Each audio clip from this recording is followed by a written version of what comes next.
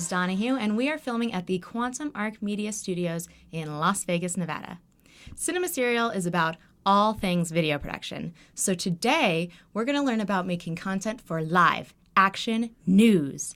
I'll be talking with producer Danielle Nelson. Hi. Hello. Hi. Thank you for joining me. Good. Thank you for having me. Oh, my pleasure. Yeah. My pleasure. And Yeah. I am well. How are you?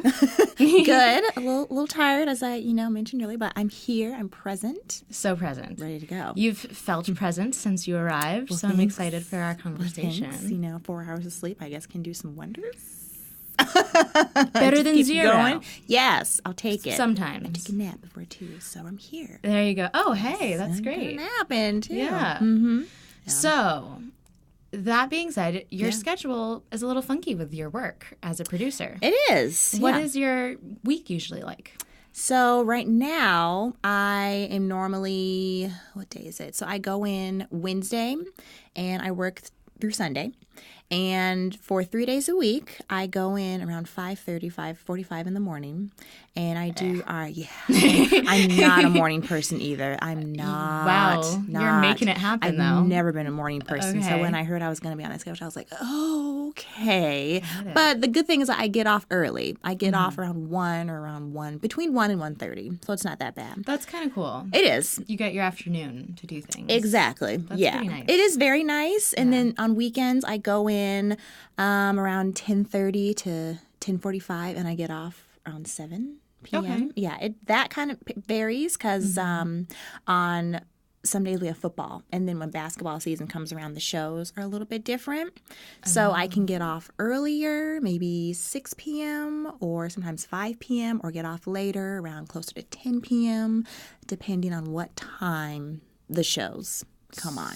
Okay, so the whole TV schedule kind of changes for those games. It can. Basically. Yes. Wow. Yeah. And then like overtime gets factored in and stuff like that? Yes, it does. Okay. Yeah, every station is different. For my station, we do OT. For producers, we do get it because we are salaried hourly, if that makes sense. So you get paid a certain amount, but since you're like when breaking news happens, if you have to stay later, you're going to get overtime. Sure. So Okay, yeah. you get that extra pay. Yeah. But for photographers, they're also hourly salaried. But for anchors and reporters, sometimes they are just salary, but they don't get OT. So depending on how, like, if you are staying for breaking news or whatnot, you're not going to get OT. Got it. But every station is different. Got it. Yes. Okay. Wow. So you also just gave me so much information. I know it was a lot. No, that's Sorry. No, that's okay. I'm here for it. Yeah. I'm excited. I just want to recap. Yeah. All right. So we have the news anchors and Yes, reporters. news anchors and So they're kind of the face of the news in a Yeah, way. that's right. And an anchor has the desk and a reporter goes out. Right. And wherever the story is. Right. Okay. You got it. And then you said the photographers and camera people. That's the same thing. Okay. Same thing. Same thing. So do they take both video and stills when they're out there? Or is it all video? It's mostly for stills, that's referring to social media. So the reporters, they will mostly do that. There are some photographers that are really involved in taking pictures. Like if they're at a crime scene, they'll take it and they'll send them in for our digital team, and then they can post those on Twitter, Facebook. And sometimes we even use those in the shows. So yes, photographers can do it, but it's mostly the reporters because they're the ones that are out getting all the information, doing the digging, figuring out what the heck is going on, like what is my story. So they take the stills, but the photographer, they are the ones that I would say tell the story in a visual way. Like the reporter can guide the photographer and say, hey, when I walk this way, make sure you follow me this way. But then the photographer also gives their input and say, what if I did this to you, like when you're walking that way kind of thing. So it becomes a collaborative effort for the photographer and the reporter. Cool. Yeah. Okay, so the final package. Yes. Yeah, Yes. that's the phrase for a story. For a story, you got Okay. it. Not many people know that. Yes, a package. Awesome. It's really a collaborative effort then. Yes, it Very is. cool. Yes, and there are times, so the news industry is moving to a lot more, they're called MMJs, they're multimedia journalists, and that's just where it's just you. So you are the reporter and the photographer. Wow. Yes, so this happens in small markets, but there are the bigger markets. They also have MMJ positions because I think that it's just easier for stations to say it's just going to be all you. Yeah. You got this. A lot of things are going online now for news. So a lot of these positions are becoming sadly not necessary anymore. Sure. Because if you're able to do it all yourself, it's like, why do you need all these team. Photographers or all these reporters? Interesting. Yeah, That's it's too bad. definitely changing. But that's how life, everything's always changing. Yes. I mean, we used to only get news from print. Right. News, and now we have video Exactly. and now the internet. Exactly. And even print, they're doing a lot more stuff online. Right. And because people are now just getting it on their phone or on their tablet. Yeah. So it's like they're having to shift a lot of their focus also.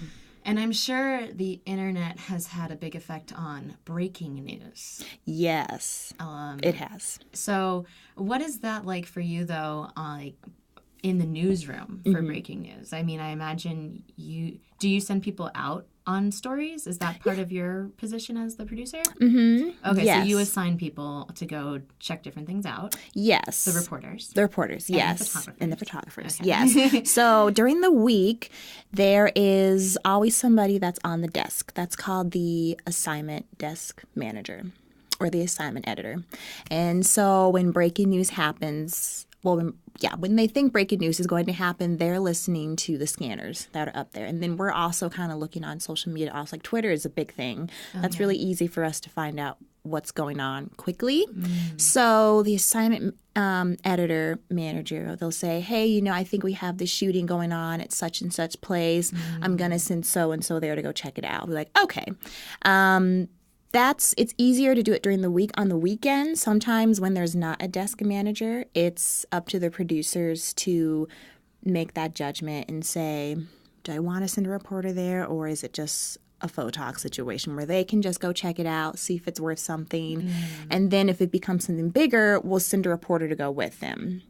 So a lot of the times, we'll tell reporters and photogs take a separate car, because if breaking news happens, one person can go, and then if it gets worse, both of you can be at the same time. Sure. Yeah. So that's normally what happens when a breaking news situation starts developing. Cool. Yeah. It can be... Must be intense. It can be when it's really bad. Yeah. Well, yeah. Yeah. Yeah. So what about... Well, we don't need to go too deep into really bad. I'm curious, really... For your day-to-day, you've told me a little bit in the past about how you find the stories, you write the stories, and then they go to air. Yeah. So that happens with a breaking story, but it's also just kind of part of your life, your job. It is. It's like the daily deadlines, I guess. Yes. Mm-hmm. Yeah. So my deadline is basically the time the show goes on the air. So I have no choice. That show is going on the air whether or not the show is done, but that show is going to be done whether I need help or not. That show is going to be done. So yeah, that is my day-to-day. So for a normal day, what I do is I come in and I like to go on ABC and CNN since we're an ABC affiliate. Okay, cool. And you're with KTNV. KTNV. 13 Action News. 13 Action News. Yes. Awesome. We are the ABC affiliate here. And so I will go on ABC and CNN and I'll just see what's happening nationally. And sometimes there's some just fun little stories on there that I can turn into just a fun little VO, as we call it, video. It's video on, what am I trying to say? It's pictures on video. Oh, okay. Pretty much. That's what a VO is. Okay. Yeah. Right. Not a voiceover. See, that's what I hear VO and I think of voiceover. Oh, yes. So that is what a VO is. I'm having a brain fart. Oh, yes. no, you're fine. Voice over video. Oh, okay. Yes. Cool. That's exactly right. Yeah, well, that makes sense. There's some pictures. There's yes. voiceover. Yeah, great. that's cool. VO. That's VO. We're on it. Woo, brain fart. It's my day off. No, it's So I'll go in, I'll look at the national news, see what's going on, and then a lot of the times I get news from my phone. I like to look at Instagram is a big thing for me to get news because ABC is really active on Instagram. Oh, that so helps. they'll do Sure. like with pictures. I'll say, oh, I want to put that in my show. It's kind of cool. So I'll do that first, and then I go into the shows that are before mine to see what happened locally, and then I'll decide if I need to put those stories in my show. For the most part, I do. But then there's some stories that they already have in the shows nationally that I can find new, fresh stuff. Okay. So I'll do that, and then I'll go. We have these. They're called wires. So whenever somebody says like a wire copy, that means it's coming down from like the Associated Press, or they have people that write at a state level on the Associated Press. And a lot of the times you have to be careful with those stories because you have to confirm them. Yeah. Yeah. So that's part of your job, making sure that you're sharing with the public factual information. Right. Yes. And if we can't get something confirmed automatically, we always just have to source. Yeah. Like always just say so-and-so said that. Make sure like you're just always confirmed, like going back to the original. Right. Because of course we don't want to be liable for anything. That would be terrible. Right. Yeah. Yes. So how does someone get involved in this industry? Like, do you have to have a journalism or communications degree? You got to have a degree. I wouldn't say so. No? No, I wouldn't say so. I mean, people say that more and more with film, that it's like, go on YouTube, learn to edit, like, just start shooting things, or like, so it's, that's, part of, which I know people get a lot out of film school, but I know people can teach themselves. So I'm curious with the news industry if it's similar. Sounds like it has some similarities. Yes. Granted, it does have a lot of similarities. I think it does help you get a job quicker. Okay. There are a lot of people where I've met who do not have a journalism background, or they didn't even go to school for journalism.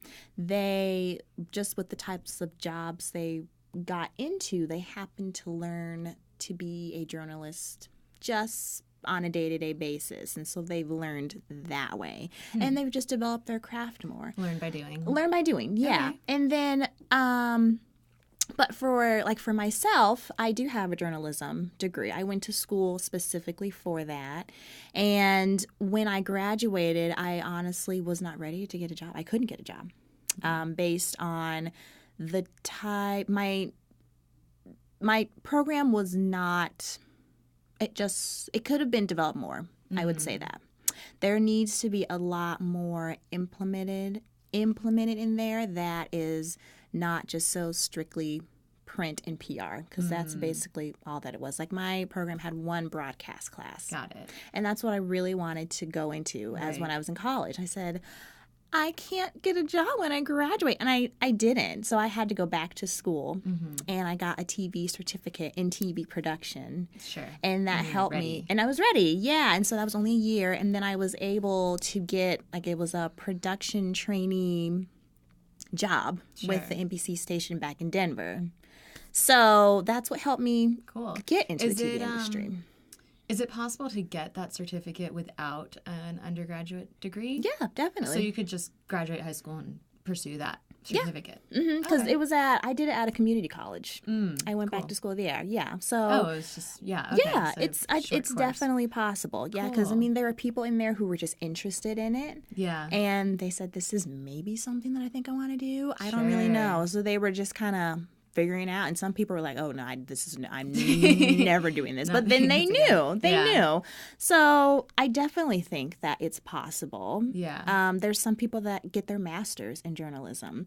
For me, I don't think that it's necessary, because what you learn in a TV station is real life. Like what you're doing in the classroom is nothing compared to what a real life breaking news situation is, or when you on a tight deadline and you have to listen to 5,000 different things going in and out of your ear, and you have to pay attention to what somebody's saying to you, and you're just trying to get your show done. Yeah. It's same for reporting too. Like reporters have said, I've never done that in college. Like, I never would have thought I would do that in college. Oh. Yeah, it's such the practical skills. Oh, yeah. This business is very practical.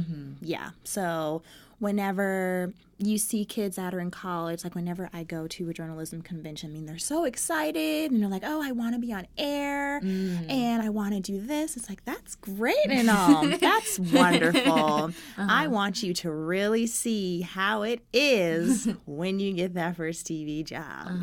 Yes, I want you to really see. And you will if you really love it. Yeah. You will see it. Yeah. Yes. Yeah. You'll trial by fire.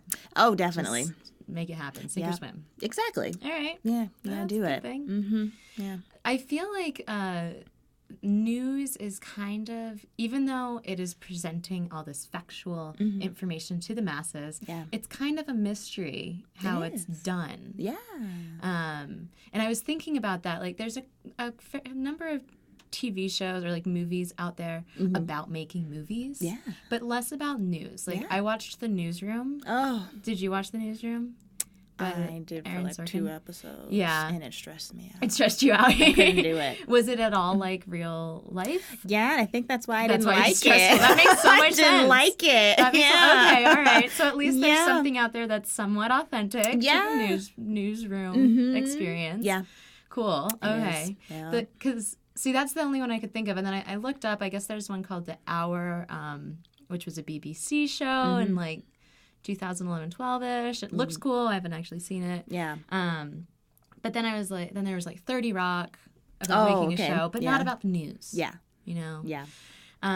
So it's nice to get some things demystified by you. Is. I appreciate it. Yeah, that's really cool that you actually say that, because whenever I say, or whenever my friends and we say, oh, we work in TV, they'll say, well, what exactly do you do? And say, oh, we work in news. They'll say, oh, so what is it that you really do? And so you really have to explain to them. People are really just very interested, as you were just saying, because it's people, they don't really know what goes on in a newsroom. It's really kind of cool, like when you get a chance to go tour inside a newsroom, because I mean, like, all of us have grown up just watching a news station. Like, you remember just kind of that nostalgia of watching it with your parents maybe, or your siblings or whoever. And so you sometimes see these anchors or reporters when you grow up and you're like, wow. And like when you get to see them when you're inside a newsroom, you're like, oh, I've seen you on TV. Oh my gosh, they're like local celebrities. Right. It's kind of cool. Right, totally, yeah. People make appearances like, oh, this reporter is going to be at this rally or festival or whatever. Yeah. But people do get connected with it. They do, yeah. And I feel, I imagine, especially on the local level, that it's like, oh, they're talking about something that's my neighbor did, or that event that I went to, and stuff like that. Exactly. And that's really our job. Like, we are giving a voice to the voiceless, and we always have to think about what is the viewer really wanting to see on TV, because there's stuff that we, of course, want to cover because it's interesting to us, but it's not for us. I mean, we are the viewers outside of our jobs, but when we're in that newsroom and we're in front of the camera, or we're in the booth, producing the show, it's like, what really is important? Like, what is the viewer going to get out of this? What are they going to care about? What are we doing to make an impact on them? Sure. Yeah. And what do they need to see? Right. And what do they want to see? Exactly. Yeah. Wow. Yeah, that's a lot of authority. That's pretty crazy. It's a lot. Yeah. It's kind of fun to see for me. I think the reason why I like being a producer is that I get to put together a show with some things that I'm interested in myself. But at times it's like, I really need to tell this to the viewer. You're right. It is a lot of authority and stressful. Yeah. But at the end of the day, it's good. Nice. So I do want to ask about the feature show with you and Jazz. Yes. That's your side project. That is my side project. Yes. Can you tell me a little bit more about it? Sure. So, yes, my friend and I, Jazz, we talk about movies, all things movies. We started this about maybe 3 years ago and decided, well, what do we want to do? Like, we just have such a connection to it, and we both have different things that we're really strong at in film. So she does more of the screenwriting part, and I like to do more of the, I guess, impact of film and how it is in pop culture. So when you put both of those together, we decided that we love to talk about how it relates to our everyday life. Yeah, so a couple of our episodes we've done are like historically Black colleges and universities. Is it fabricated in film, or is it pretty much reality? Or we've done something like Disney Channel original movies that should have won Oscars because a lot of them were fantastic. And our recent episode we did with Josh Bell, film critic here in Las Vegas, it was about Marvel and DC universes. Yeah. You know, like breaking those down. Like, why are people just so interested in superheroes? I mean, that's a given. It's a given. They're kind of awesome. They're cool. But yeah, I mean, it's such a huge fad. It's like, what makes this just such attractive to people? Sure. So we have a variety of stuff, a variety of episodes on there, I'll say. But we enjoy it, and we love it. It seems fun. You guys sound like you're having fun. We do. We do. Great. A lot of fun. And I do appreciate that the intersection of the screenwriting, the artistry of film and writing, but with that pop culture intersection, that's a cool outlook. It is. Yeah. We do have a good time. I'd say, you know, if you want to follow us on social media, we are on Instagram, Facebook, and Twitter at The Future Show for Instagram and Twitter handles. For Facebook, we are The Future Show with Danny and Jazz. Awesome. Yes, follow us on there. Great. I was actually just about to ask. We're going to wrap up. If there's anything else you want to share, so you're leaving us informed. Yes. Anything else that you want to share before we officially wrap up? I don't know. I mean, I think we covered a lot. I think we got everything. I'm feeling informed. Good. I'm hope glad. Our audience does too. I hope that we're informing you in the news. I think you are. Okay. I mean, you can be honest. It's okay. I can take it. Now that I know you, I've got to in with the news. There you go. Be like, hey, Danny, I don't know if it's true, but I don't know if that was true. I'm like, okay, we'll go back and rework that. I'm so sorry. Rose said it might not be right. So we need to fix that. Yes. Awesome. Yes. Well, thank you again for joining me. Thank you.